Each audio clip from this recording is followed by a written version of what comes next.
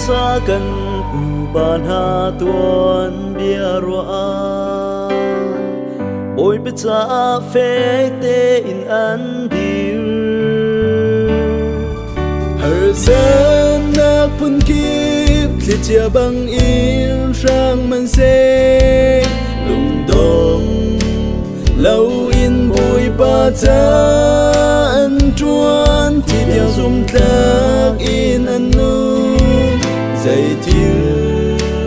man ni yang khâu lâu thì tiêu zoom lạc in truan ha usi bụi ba cha zoom lạc sa cha si zoom usi ni tin cần naga bầu chân lạc mi lệ cần chuan mi riêng kíp à din phèn nắc in chuan chiều na usi hồi đốt dùng tu nun zia đô si dùng màu tạc sơ cha si zua musi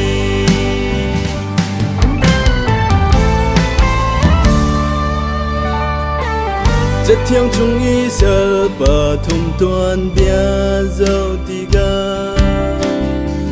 ăn bôi pani cho कर ở phía na ban hi chu tâm pi an kar ter cha zum okla sơ cha tin a long ha i chap chin bác khách chu कर ter lâu cha ngày chu là in chia de sơ chỉ tiếng dùng tác in chuan ha usi bồi ba cha dùng tác sơ cha si zoom usi ni tin cần naga bầu chân lạc mi lệ cần chuan mi riêng kíp à din phèn nắc in chuan chiều na usi hồi đốt dùng tu nun zia đô si dùng màu tạc sơ cha si zua musi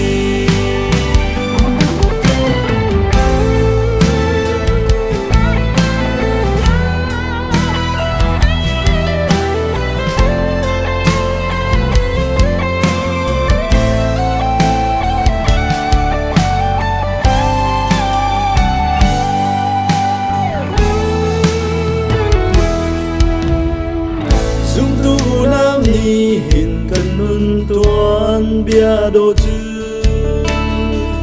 mi dang cha zum lạc nun hi a si bụi ba đi beng mi kan ba sang hang thia mu si chiều về te a zum o lạc mi le o chân lạc si zua mu si cha si zua musi thì tiếng dùng tác in chuan ha usi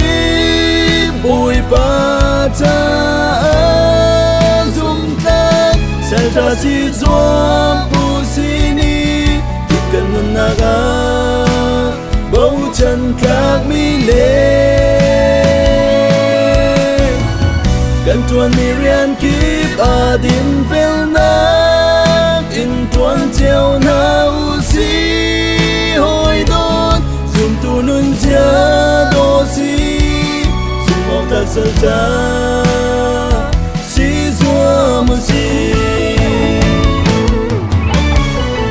chỉ theo dùng tác in tuan ha usi bồi ba cha cha si zua musi ni tin cần naga bầu chân các mi lệ cần tuan mi riêng kíp à din phèn nắc in tuan chiều na usi hồi đốt dùng tu nun zia khờ sơ cha si chúa mu si dùng mong khờ sơ cha si chúa mu